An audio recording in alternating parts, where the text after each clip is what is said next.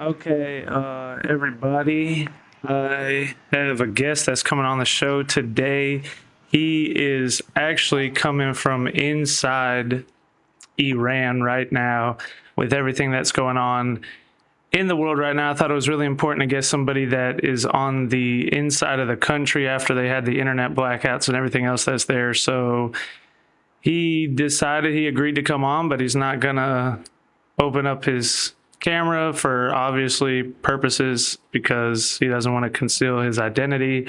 So that's fine. So without further ado, what's up, man? How you been doing? Hi, thanks. Thank you for being the voice of us in Iran. I thank you really much. Sorry for my poor English. I'm not really proficient in speaking English, uh, but I followed your news about Iran and I'm really grateful for your work. I appreciate it. I'm really thankful that you decided to come on the show, man. Really. I'm really sorry. It's not really safe in here, and uh, the the close people to me are not really safe people. I don't know if you Yeah. understand what I mean, but the my friends, my acquaintances, they are not safe people either. Really. You feel like you can't trust them, is what you're saying? Uh, there's you can't trust anyone right now in Iran because everyone can be a mercenary for the government, uh, and they can sell you over to the government with a little screenshot or even just your voice. They sell you really cheap, and nowhere is safe, no one is safe. Yeah. And right now, the only safe person that people can trust is just King Reza Pahlavi. That's for obvious reasons. He's the only safe person that we Iranians know. Yeah, I was going to ask you about that. That is the only name that I seem to hear that comes from the people. Uh, his father was the previous king of Iran, and the Ayatollahs, the Khomeini, when they came, they, how should I say it? Uh, they really didn't like what the king did for Iran. He did really great things. He made universities in Iran. His father served people really well, and Ayatollahs really didn't like that and wanted a Islamic regime. They wanted this ideology to be spread to the world. I don't know why, but they uh, exiled the king, and now we only know his son, the only person that logically uh, hates. Yeah. And if I'm not mistaken, didn't he had two sons, didn't he?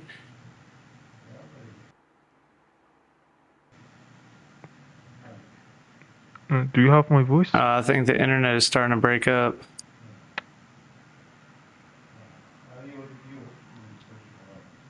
Do you have my voice? Yeah, you just came back. You went off for a few seconds there. Yeah, sorry, and the situation of internet is like this, Yeah, obviously. unfortunately. Uh, where I was, what I was saying.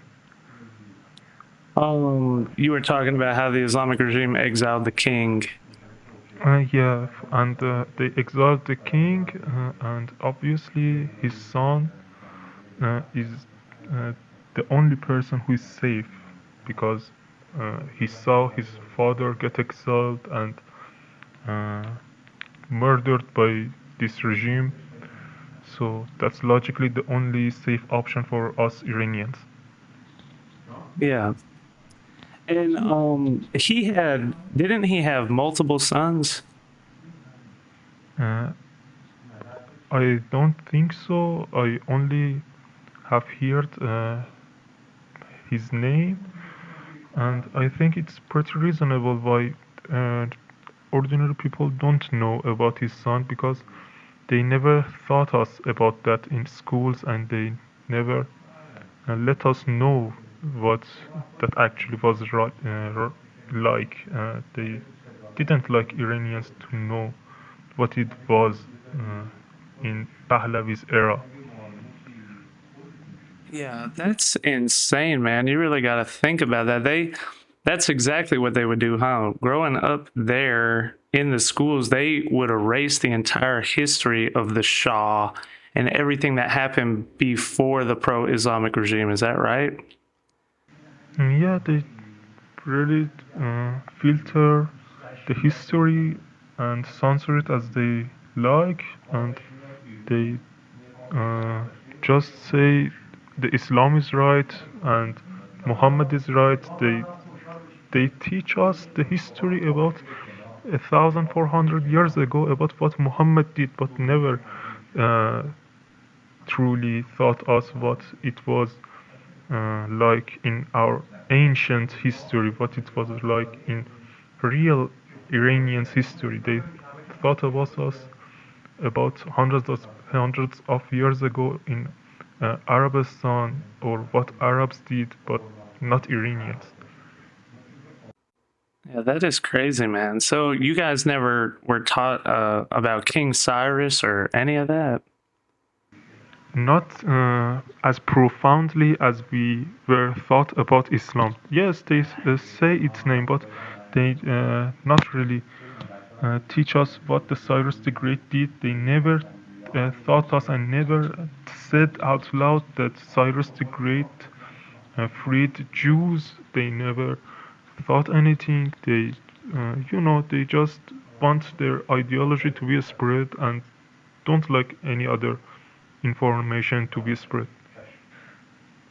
Yeah, that is insane, man. Because so it's like, because, for people that like live in the United States or outside of a tyrant regime like that, you're so used to having such a vast array of information from different sides that it's almost hard to put yourself, your mindset in a place where you have to really realize that it's so much deeper than them just promoting what they're doing now or the pro regime that's in charge now is that they go back and from the time that you're born, your whole life going up through the schools and everything, they almost completely block out anything that's even happened in the past that's contradictory to what they're saying now. So, as in, for the Persian Empire and Cyrus and all that, that's one of the greatest empires that's ever existed on the planet. So it's kind of crazy to think that they were not only just able to take over this whole country and people, but they actually tried to separate the people themselves from their entire history of everything they've ever been.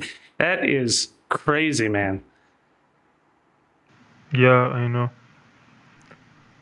And that's happening. Yeah, that is wild. So Uh, Yet, sorry, in the middle of your talk, but the only thing that this regime thought us great, I can say that 100% every Iranian know greatly about that is what Muhammad did, what Quran said, and that's why a lot of not all Iranians, but that's why a lot of Iranians don't like Islam anymore because we experienced it. I myself read Quran translation of it in Persian because obviously we are not Arabs and we don't understand Arabics really well. But as we read Quran and as we read history, we came to conclusion that this isn't right and there's something wrong in here.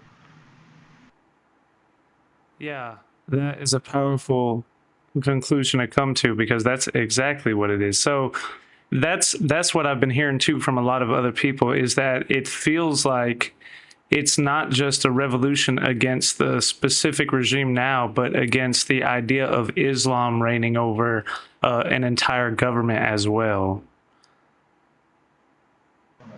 Yes, uh, there's. I hear people say if you read Quran, you will like to be a Muslim and you will like to be coming to Islam, but that's 100% wrong. I experienced it myself. I read Quran myself, and I was Muslim. We all Iranians we born Muslim, literally, because as we born, uh, they write us as Muslim in every documentation in this country, and I started reading, and my friends started reading, uh, and whoever is now against Islam started reading Quran, and that's why we are against Islam. Yeah. So against Islam because of Islam itself, because of what the Quran itself teaches, Yes. not because you've been propagandized or by Jewish Zionist propaganda, like a lot of people that are against the revolution in Iran keep trying to claim that it's not an organic revolution, that the people there don't really want to rebel against it. It's just the Jews and the Americans that are trying to push some sort of narrative to the people.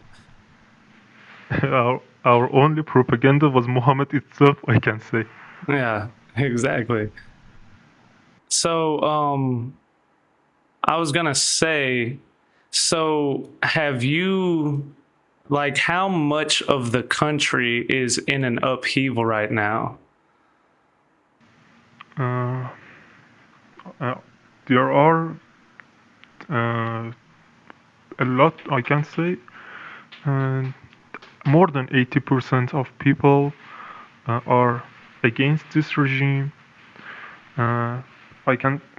A lot of people say 90, more than 90%, but in my surroundings, in my friends and acquaintances, I'm in a really religious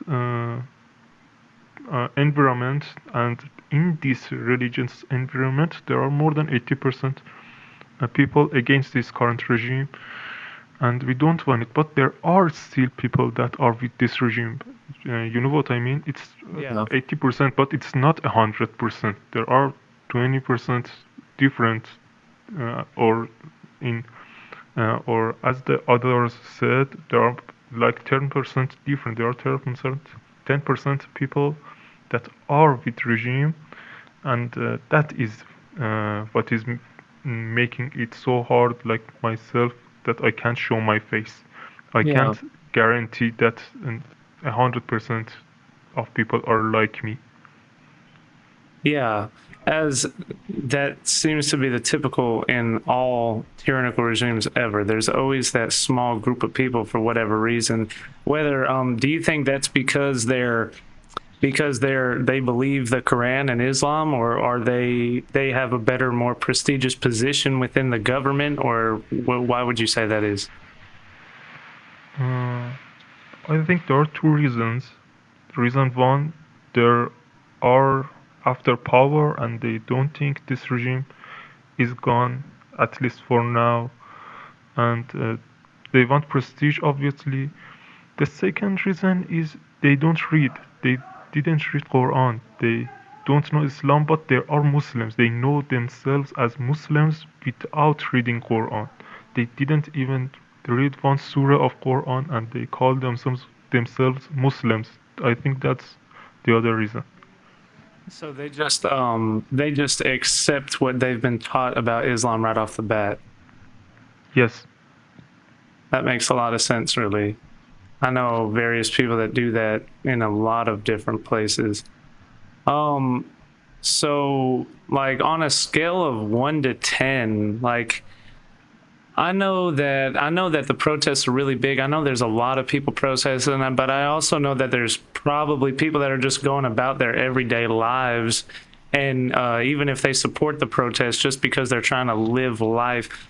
Do you feel like has it been disruptive, or how disruptive has it been to normal everyday life for those who are just trying to go back and forth to work or whatever it is? Uh, in work, there's no problem. I mean, there's no protests in daylight, and people are living their normal lives in daylight. But after like uh, 8 p.m., uh, people, a lot of people in some places start saying Javid Shah out of their homes or uh, in their balconies or some in the streets, but it doesn't interrupt the normal daily life. Uh, that's So like it's that. it's more like a so it's more like it's a nightly thing. They can't say what they want in daylight.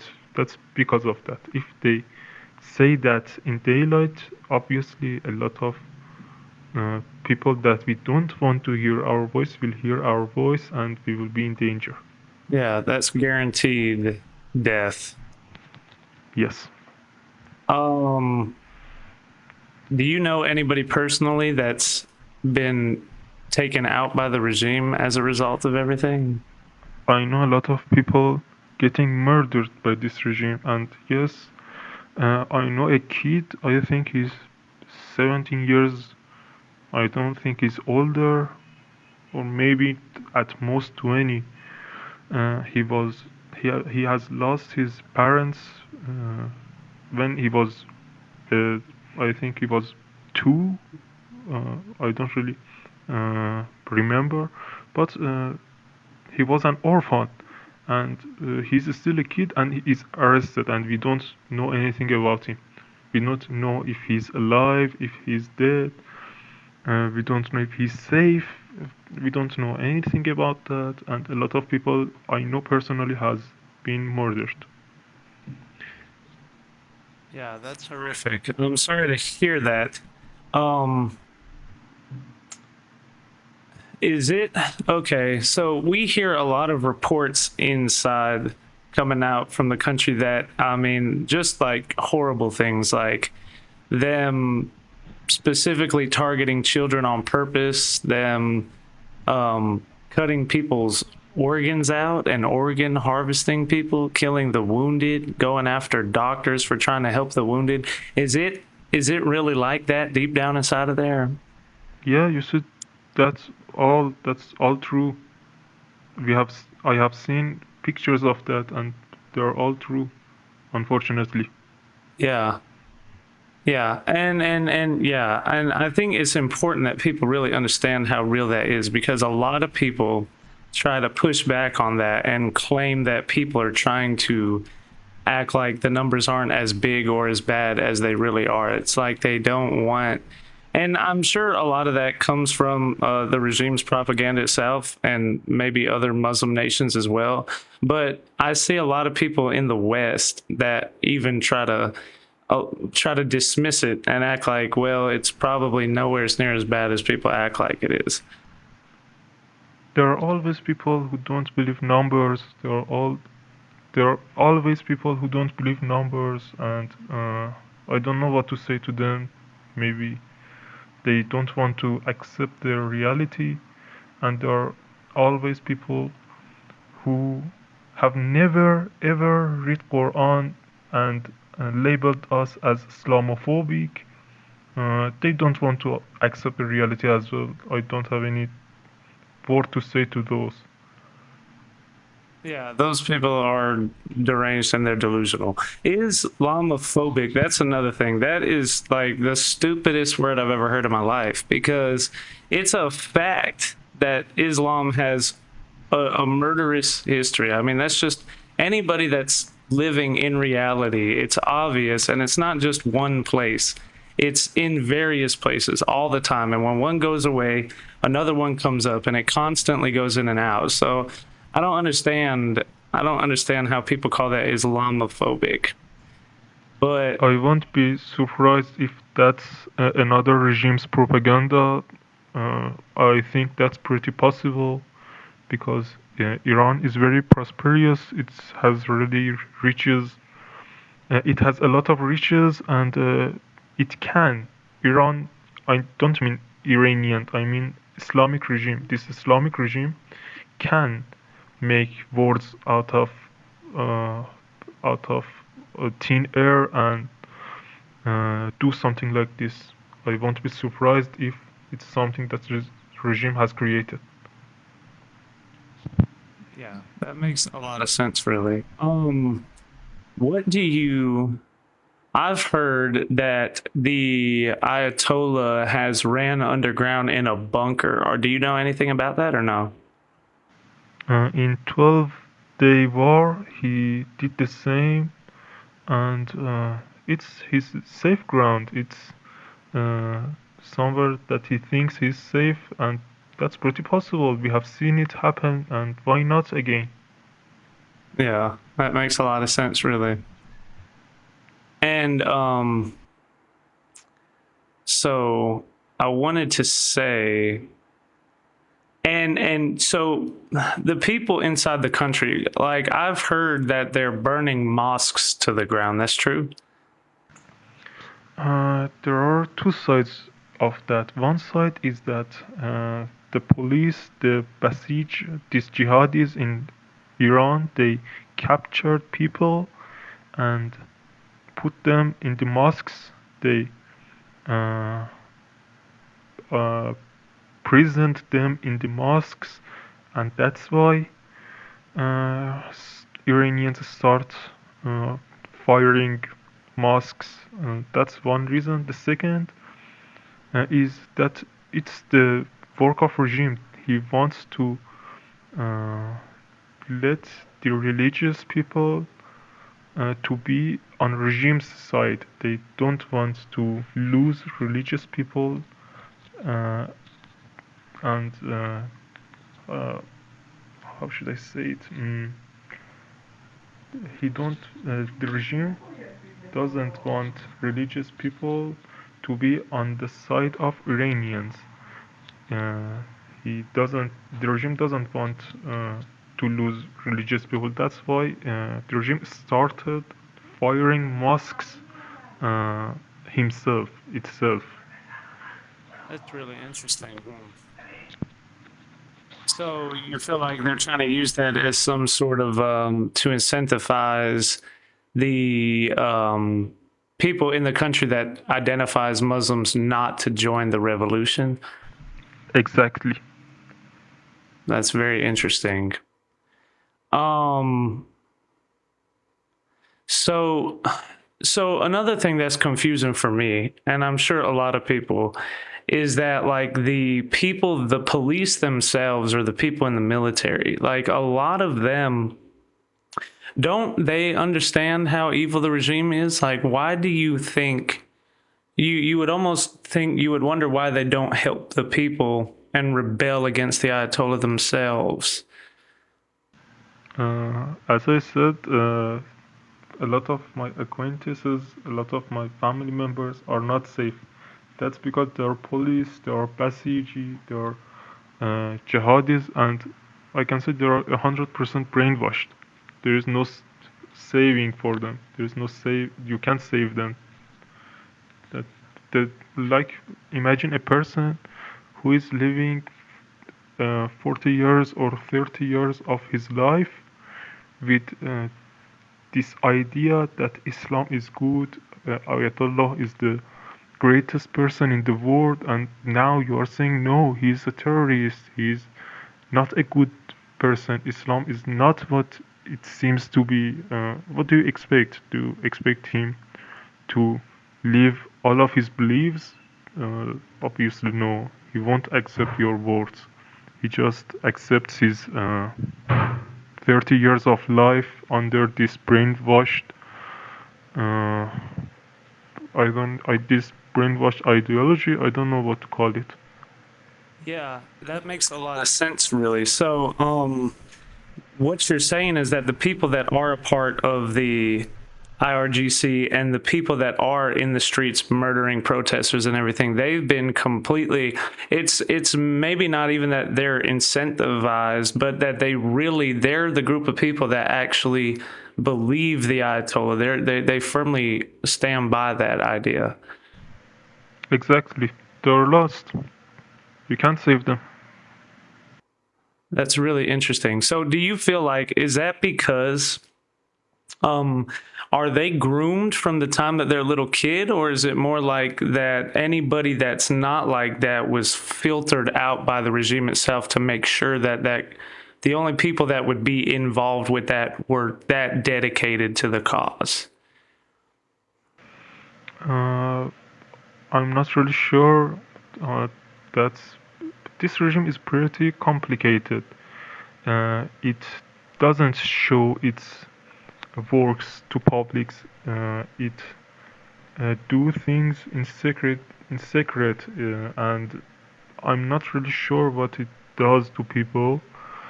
Uh, but what I'm sure is a lot of these people were raised like this from their childhoods. From they started learning these things from their families, and a lot of these people just raised this way. And that's all I can say. Okay. And like firearms, they're illegal for the people to have, isn't that true? Even a knife is illegal to carry. Yeah. So the protesters, that's why they're getting totally destroyed like that. They don't even have the ability to shoot back. Yeah. There is no way for us to win this war. There is no way. We are barehanded. Yeah. So if you wanted to say something to anybody that's outside of the country that was listening to it, and you wanted to help them understand and explain exactly how dire the situation is and what you wanted to say to them, what would you say? I would say uh, everything is obvious. Everyone can accept whatever it wants to accept. If you want to accept reality, you can accept reality. If you want to accept your delusions, just accept your delusions. So you feel like everything's already been said that needs to be said. They just need to accept whether or not that's actually true or not. Yes. All right. I mean that makes a lot of sense, really. Um, and I've heard also that is it true? Like I've been hearing that they're purposefully like not giving the bodies of women and children back. Is that true? And that's something even us in Iran are very worried about. And yes, I don't know how many videos of Iranians' bodies have you have seen, but in a lot of those videos, you can't see much of women's bodies. But in protests, you hear a lot of women's voices, and that's obviously a reason that this regime is right now capturing a lot of women's body, girls' body, and haven't let them out. And well, I heard one theory that said that they were doing that on purpose because in the event of a military strike or an airstrike or something like that, they were planning on possibly showing their bodies afterwards and then blaming it on the airstrike and saying that they were killing women and children, civilians, and that's what it was about. There's no other explanation for this act. It's the only reason this regime would do that. So you firmly believe that as well. Yes. So, um, in the event, and or I will say when, because I am under the firm belief, absolutely, that the Ayatollah is going to be overthrown. And when that happens, and they bring the Shah back, because I've heard, okay, I haven't heard any dissent, any real dissent from anybody that would want anybody except the Shah. I mean, you hear a couple pockets, like some random person here, random person there that says somebody else, but as a majority, it seems to be like the only voice that I overwhelmingly hear is the Shah. Now, I also know that there's this group of people that's trying to push, what is it, the MEK or something like that? They want them to take it over. I couldn't listen your last part of question. Can you ask it again? A group I've of heard ME what? the MEK. Haven't heard about them. Yeah, they're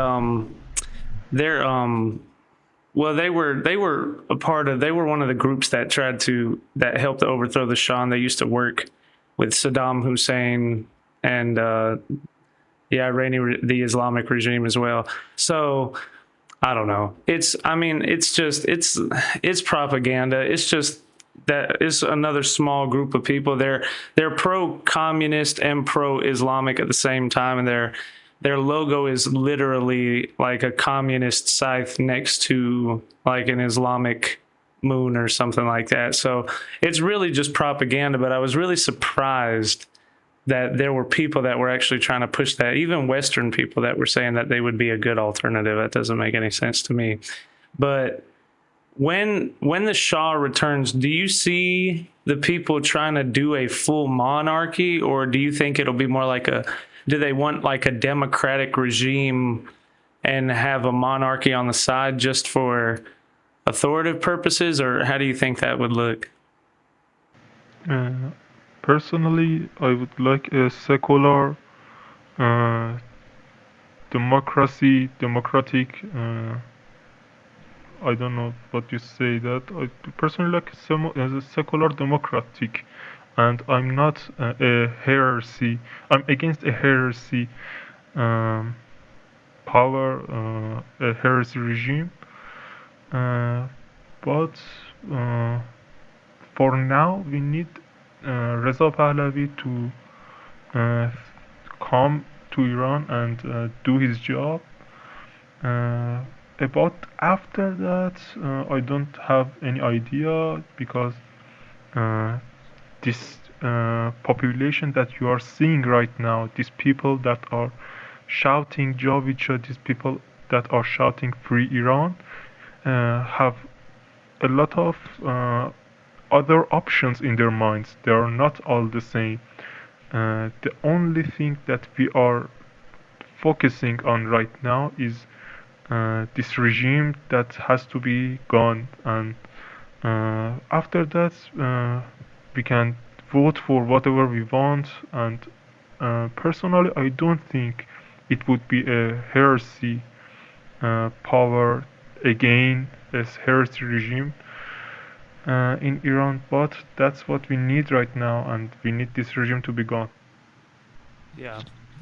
This is the first time I would say that it's really realistic that there's an opportunity to destroy the Ayatollah. To me, it doesn't make any sense at all for anybody outside of the country to not want to get rid of the Ayatollah. It doesn't make any sense because they're the number one sponsor of terrorism in the entire world. They constantly violate human and civil rights. They bring destability. They're a nuclear threat. They attack.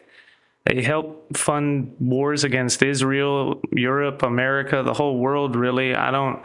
It just doesn't make any sense why somebody wouldn't want to get rid of them from my perspective, unless they were a pro-Islamic regime as well. Do you think that what do you think about like the surrounding Arabic nations like Saudi Arabia or countries like that? Do you think that they're in favor of the Islamic regime?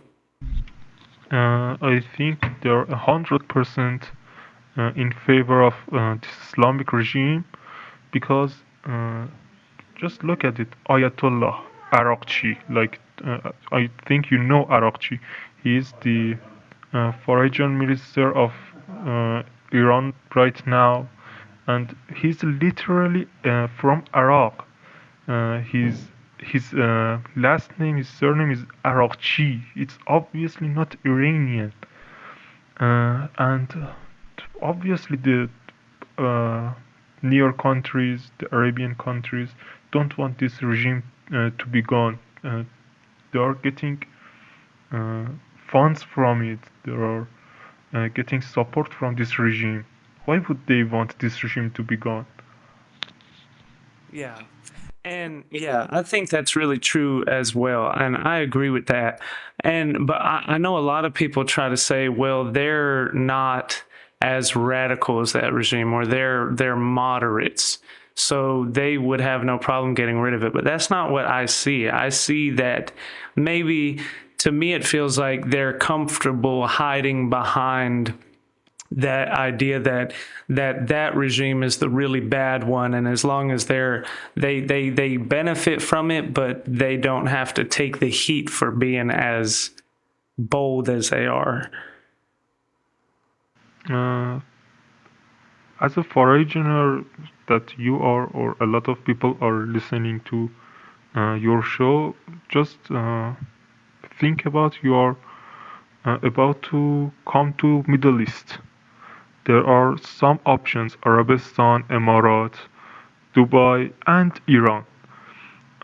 You would obviously choose like Dubai, like Arabistan. You won't choose Iran because it's dangerous in here, and that's one point of the view that they don't want to lose their secured spot in the region.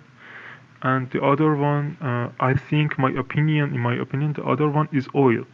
Uh, a lot of people in Middle East, I don't have the exact number of oils that are being sold, but uh, there are countries that want to sell their oil with a higher price, and they don't want Islamic regime to change, to be changed, to be uh, something like a democrat country and sell its oil more expensive than those, because we are selling more oil than those countries, and they don't want this regime to be changed because they are uh, they are getting profit from it.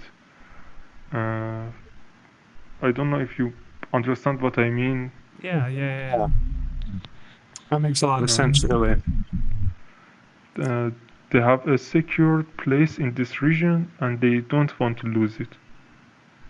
Yeah, they don't want to upset the status quo, because obviously Saudi Arabia and Dubai and places like that are, and Qatar, they're doing a lot better on the surface financially than a lot of other countries are. So, and you mentioned the oil. Do you feel like, I know that the Ayatollah supplies a lot of oil to China specifically. Are you aware of that? Uh, you may be surprised, but I wasn't aware of that till recently. And I wasn't aware of that they're selling it cheap to China. I didn't know that till recently. Yeah, They don't say this out loud, you know? They are very secretive. obviously they don't want anybody to know what they're doing. And that's really strange to me as well. That makes me wonder if the Chinese regime is also behind trying to keep the Ayatollah in power as well. Obviously, they want to keep Ayatollah in power, and obviously they would support directly, directly or indirectly. They would support Ayatollah. He's profiting Chinese. It almost feels like the Chinese are kind of taking advantage of that as well, though, because the fact that they sell it so cheap, there's no reason for them to do that. It's almost like, I don't know, maybe if they're strong arming the Ayatollah and trying to force them to sell it cheap, or if it's more of like an exchange of like security or protection or something like that. Uh, there has been a lot of deals between Iran, China, and Russia, and almost all Iranians know that Ayatollah is literally a slave to China and Russia, and there is no doubt about it. Uh, they just sell whatever they want to China and Russia, and China and Russia are getting profits. Obviously, they would support Ayatollah. Yeah, it's interesting that you would say the word slave because that's how I see it as well too. That's how a lot of um, Westerners view it as well too. It feels like the Ayatollah is a slave to China and Russia. That's how most of Iranians see this situation. Yeah, and yeah, and almost like they're a pawn in Russia and China's political games to try and dominate world affairs. So, do you feel like when the Ayatollah falls and the Shah returns, he would not be super friendly with Russia and China? Uh, I don't know about that, but I'm sure it would be better for us Iranians. I know at least he would come to Iran, he would let us vote for whatever we want, and that's the main point for us Iranians. We don't care about other things. We want to just live a normal life. We Yeah, don't want something fancy, something luxurious. We just want to have the right of freedom of speech. We just want to have the right to live. That's all. That's all in the Iranians' point of view. yeah, they just want to be free. Yes. Yeah. Just like Americans have had the privilege of being for hundreds of years and really see that's why to me it feels like Americans should understand what's going on with the people in Iran because we had to fight the history of America. We had to fight a revolution for our own freedom as well. So if anybody on the planet should understand what it's like to have to fight for your freedom. It's the United States of America. And I see that in Iran, I feel like their fight for this freedom is the same as um, America's fight.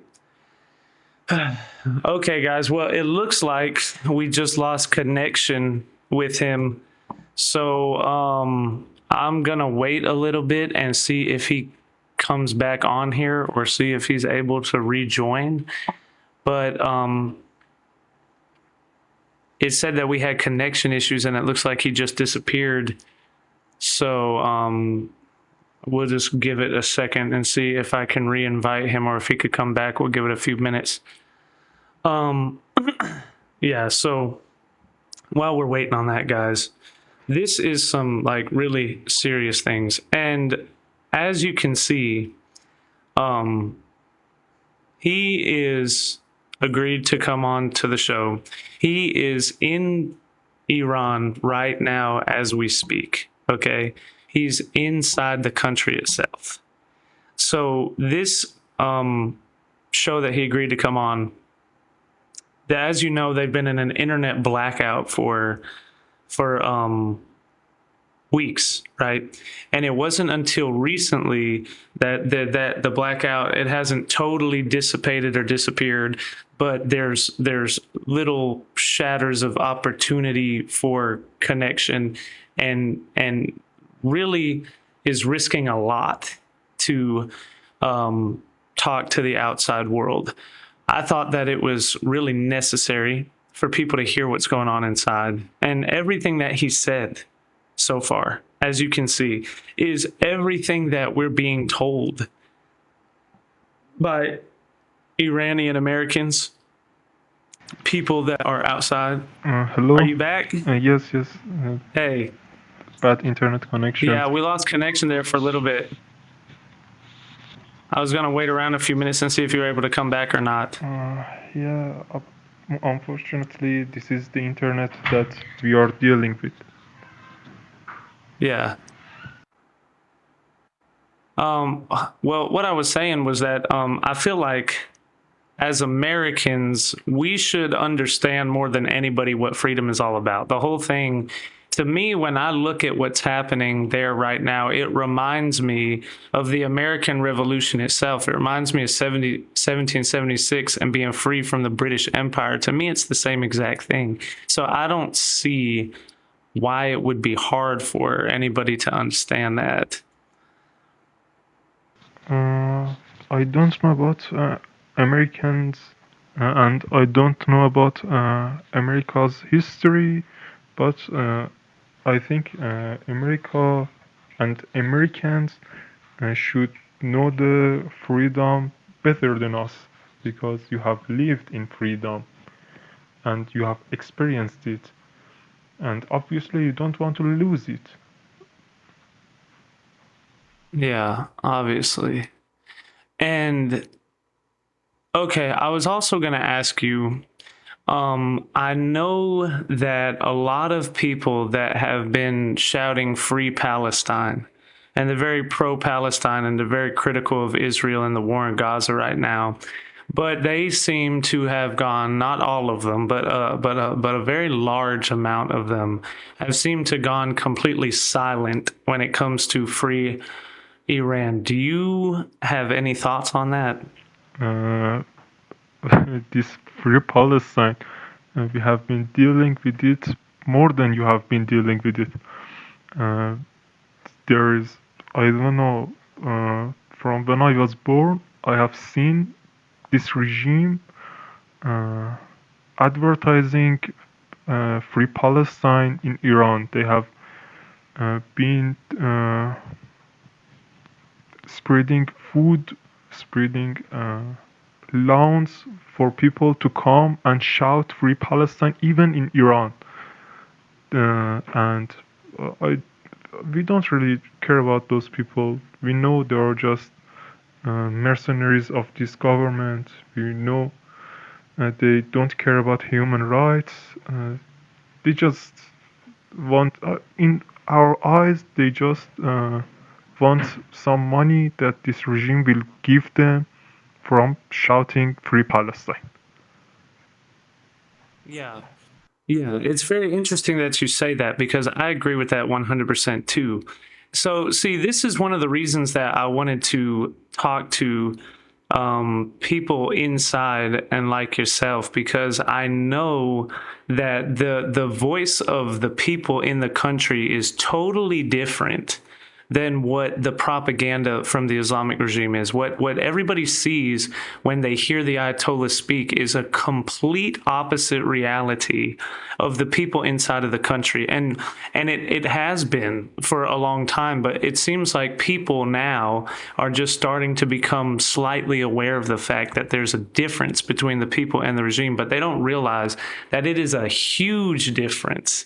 The people inside the country are in way more alignment with people from the West, Israel, America, Europe, and the majority of people here that think and feel exactly the way that you're describing it too. So it's really important for people to understand that, because that helps people realize it helps people realize how oppressed that the people in the country are, how much of a genocide and like a Holocaust that it really is going on inside of the country. And it also helps them understand, puts their self in the shoes of those people and say, these people are really, they're just like you. These are not a bunch of crazy radicalized jihads that want to scream death to America and kill all the Jews and all of this. No, these are normal, everyday people who are aware of the world. They're aware of culture and society, and they're aware of how crazy that radical Islam has become.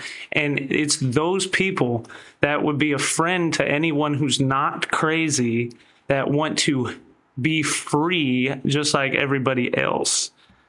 And that's right. That's exactly a reason why Iranians in protests out of Iran have raised Israel's flag, have raised their host country's flag.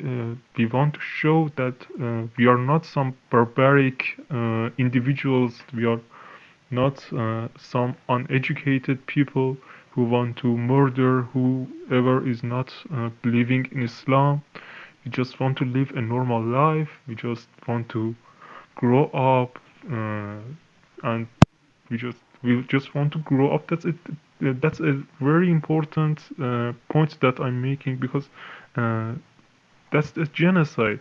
A lot of my peers have been dead. That there is no uh, there is no young people who have a long distance hope for their future, and that's the reality of Iran right now. Uh, I don't know why they want to say we Iranians are barbaric. I don't know what this propaganda still exists, but that's not true. We just want to live a normal life like everybody else.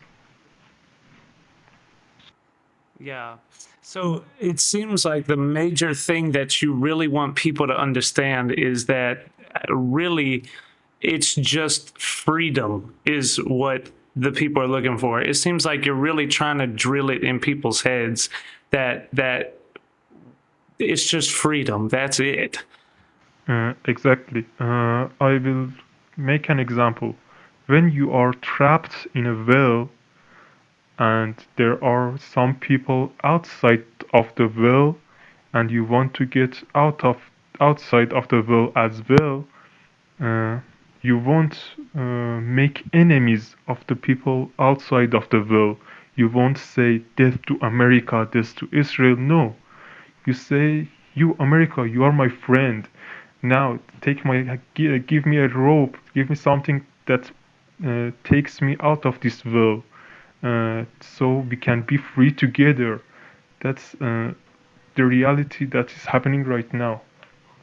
We don't want to make enemies. We That's exactly opposite. We want to make friends so we can be free together. Yeah. Yeah. It's the scream of 100 million people that just want to be free and join the rest of the world in the 21st century and come out of that old 7th century radicalized savagery jihad. Yes. Okay, so is there I know that Trump and Marco Rubio and Benjamin Netanyahu are talking about talking to the Ayatollah this Friday.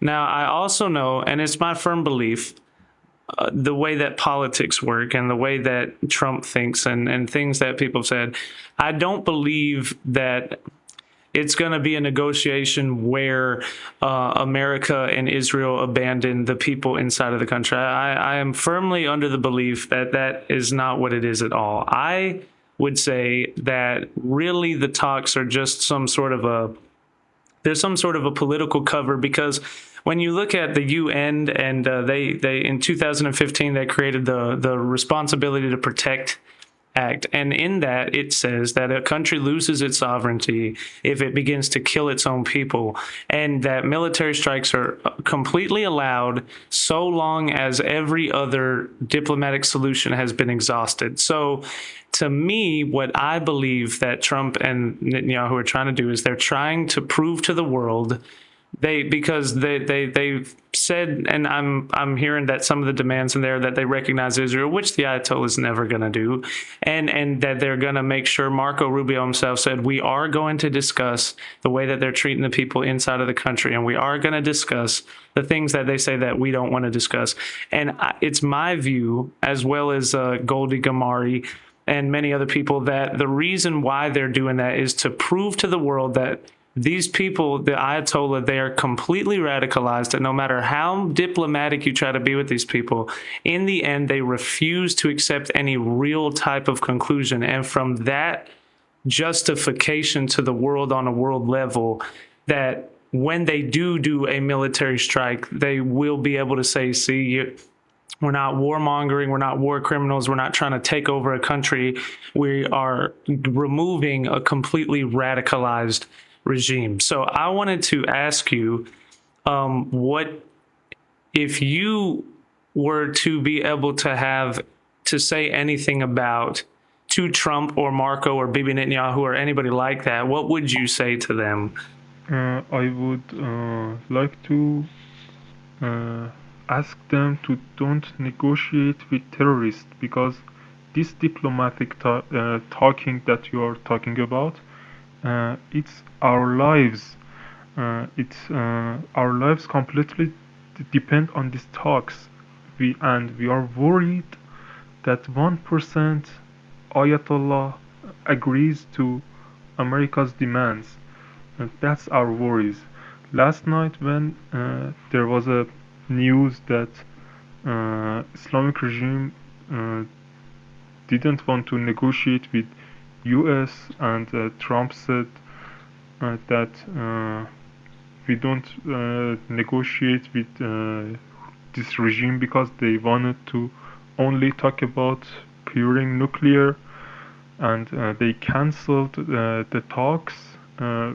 We were jumping out of joy, and that's what we are worried about. We are worried that 1% Ayatollah agrees to the USA's demands, and we don't want that.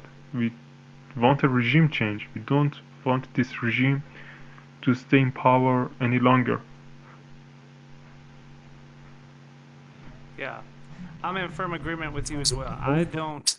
I think, and it's obvious to me that, as it should be obvious to everybody in the world, that a complete and total regime change is the only option inside of the country. There is no room for negotiating with these people. They're complete nutcases. So, you feel like, is it safe to say that what you feel like is that the Ayatollah may lie to their face and say, yeah, sure, we'll do whatever it is, and then just continue to do what they always do?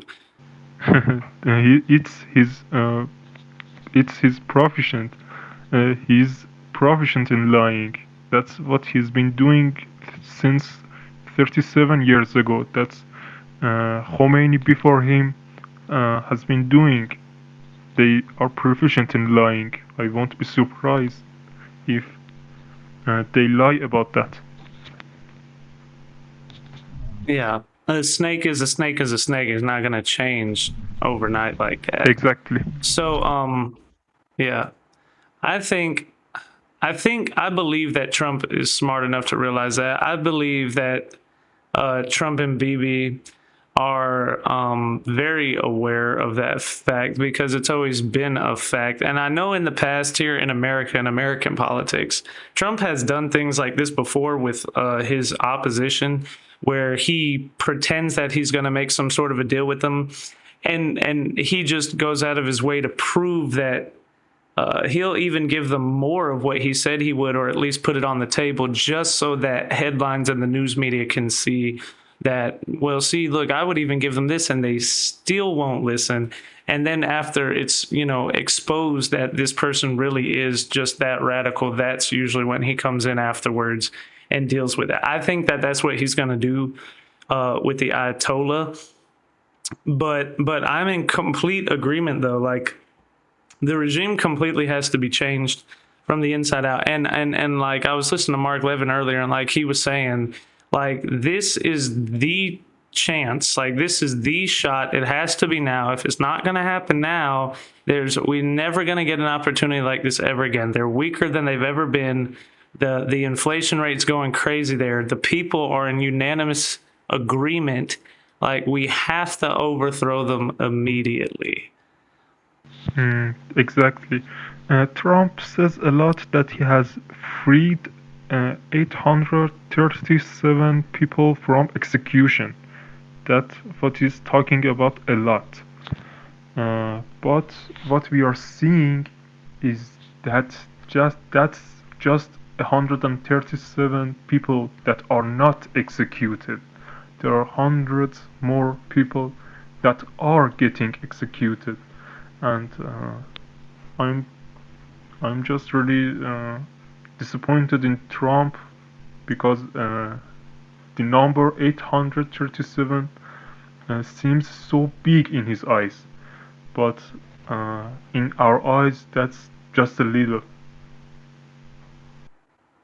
Yeah, that's a very tiny number. What would you say that your estimates are of how many people have been killed? I would say at least 100,000. Yeah, that's what I suspected. I was thinking that it was closer to that number as well. And you would say, I'm guessing that there was no stopping, like, because they claim that those were all done in one day, and now, yeah, but no, it's every single day, right? It's every single day. Even today there were some executions. I don't know uh, why people.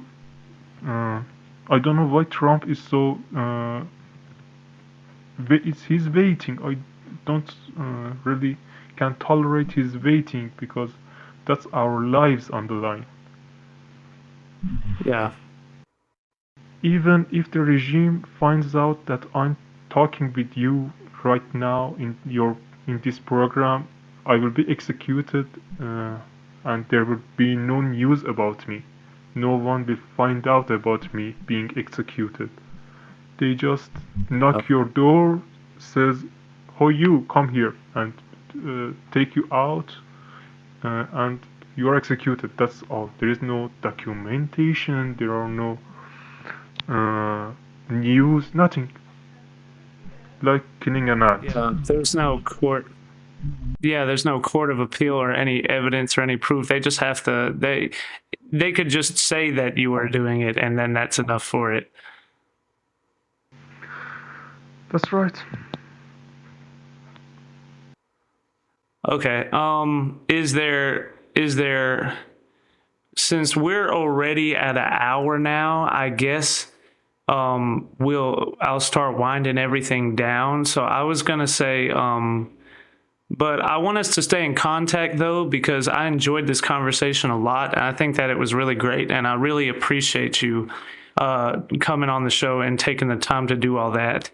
And I wanted to tell you that the people of America, the real people of the United States and Israel and Europe and all over the world are with the people in the country. We understand and we see what's going on, and we really do understand what it is. So we are all with you, and we are all praying for you, and we're going to believe heavily that this thing is going to be overturned. So I just wanted to give you one last opportunity for anything at all that you want to say to the world or Trump or people in the world, or anything at all that you want to say. I just want to thank everyone who is stepping for Iranians, who is being our voice, and thank you all for caring about Iran.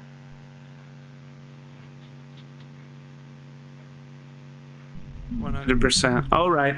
So, thank you for coming on the show. I guess that's where we're going to end it. And I'll stay in contact with you. And I'm gonna hop off here real quick and edit everything out, and I'll let you know as soon as it gets published up, so that you guys can go check it out and everything. Thanks.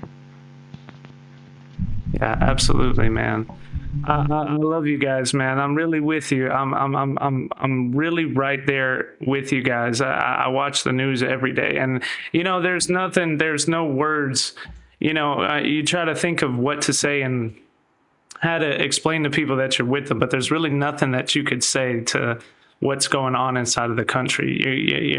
It's nothing that there's no words to describe what could be said or how much you're with the people and how much you're right there in the fight. And if you could be, you'd be right there in the fight with them. But I know it seems really dark and it seems really hopeless, but I'm telling you, I know and I believe 100% that freedom is on the horizon. Freedom is coming, and the Ayatollah is gonna fall.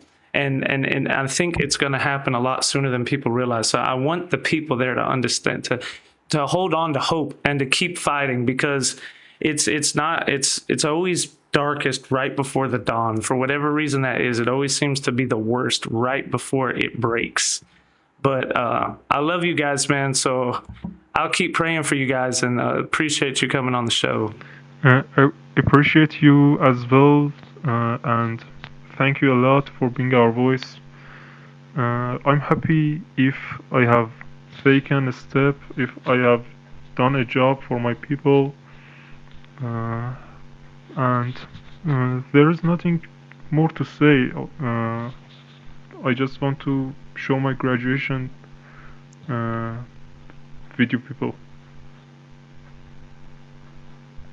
All right, that sounds great. I appreciate it, man. Uh, so that's all.